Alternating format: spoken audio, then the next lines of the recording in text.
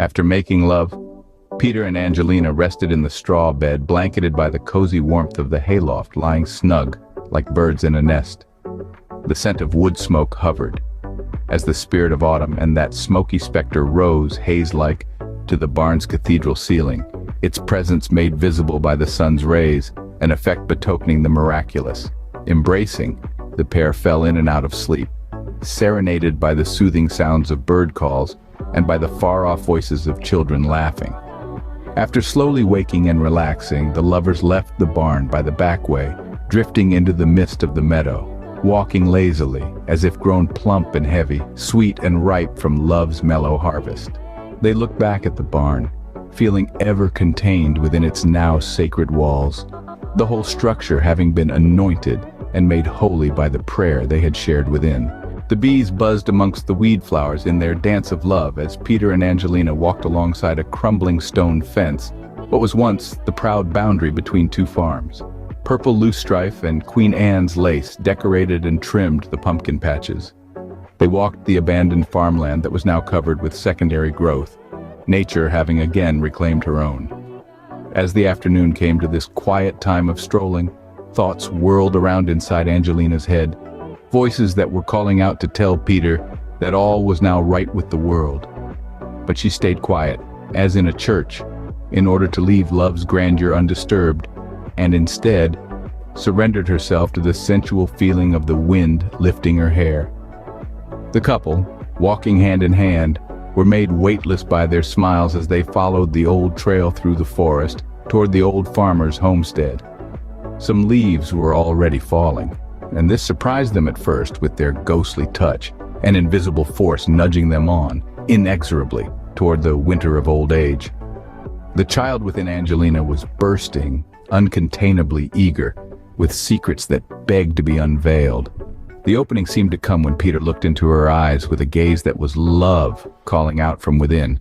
But she spoke only to herself as she surveyed the love scene and thought, knowing this as a woman, I feel the nurturing love, as it is parallel with the distances of walking, and though realizing that the walk may end, I still know that this feeling of love is a beginning of true love, a fine start, for Peter is sincere.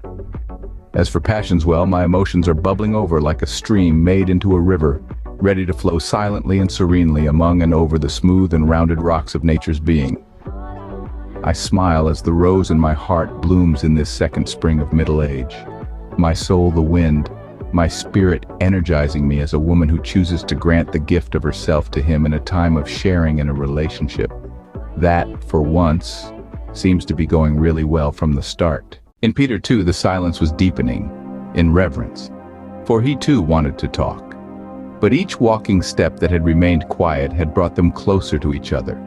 And so this was merging of them, as one in the solitude of the forest. Angelina the artist was drawing in her mind the picture of a heart blossoming in love, and Peter the poet was chiming rhymes of love, rhythms and melodies that were now lent an extra meaning by their reality. He thought, what words can express this wonderful feeling? What translations from the speechless realm of emotion can be spirited from the soul to approximate, in the limited language of speech, the sweep of love across one's heartstrings? Their visions continued, pouring forth in positive images, thoughts attempting to create words from those shimmering images, wavering like mirages just out of sight, ideas developing from the negatives, emergent dreams that ever encouraged. But it was as if words were not required from two persons already on the same wavelength, as if their thoughts were already blending somehow, weaving in and out, and all around them, binding them love-bound and lifting their spirits onward, upward, inward and outward until physical sensation had been quite washed away, there being left only to the spirit's song. All in all, thought Angelina as she sensed Peter's thoughts, this was now the moment to share her emotional risk and tell him what he gave to her in this hour of love. But these pensings spoke only as a kiss, as they each, as if in fugal unison, stopped to let their souls meet on their lips. The magic of youth and midlife wisdom had merged and swept them toward each other with its circular current, a feedback circuit gone out of control. Peter saw in her a woman who was experiencing a love that was fresh and new and invigorating, and he felt a peaceful love, one without stress and strain. A love that was self-sustaining, a perpetual emotion that created its own energy. Angelina again felt the urge to talk, but the couple now had to circle back towards town and leave the investigation of the farmhouse for another day, for Peter really needed to return to work. Yet, the emanations of love's fair thoughts persisted and overspilled, a fragrance that was sweet, soft, and smiling on the air, a scented mist of well-being everywhere, containing them within its bubble.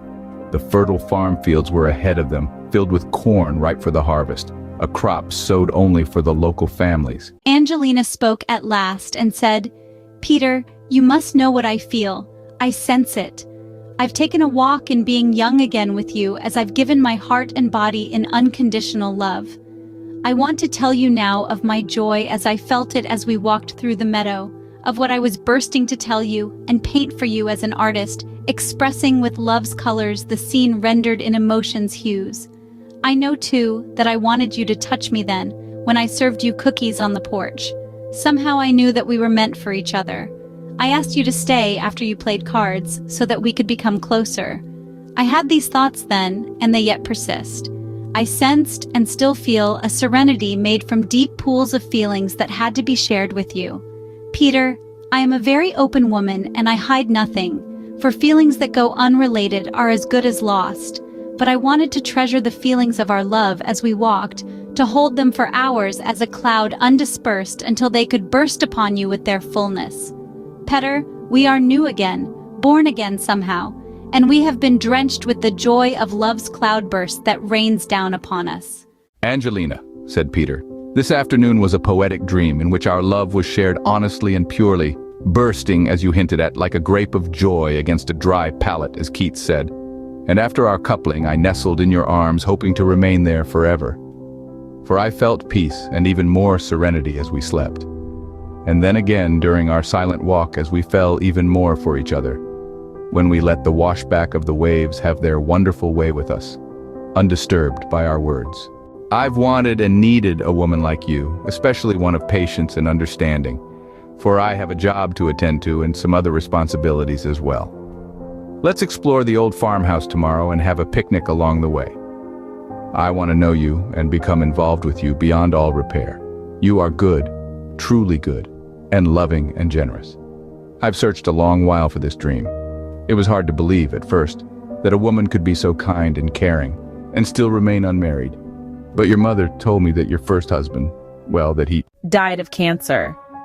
Peter, I only told you that he left me, an inapproximate generalization, so as not to sway the course of our love with it, you know, to give us more of a chance, though I can tell you that it was not an exciting marriage. Now all their thoughts poured forth and they spoke as one, their voices merging in a canon of chime, their music sweeping strong and ringing, like the bell to the knell. She sang what he thought and vice versa, in tune, in union, and parallel.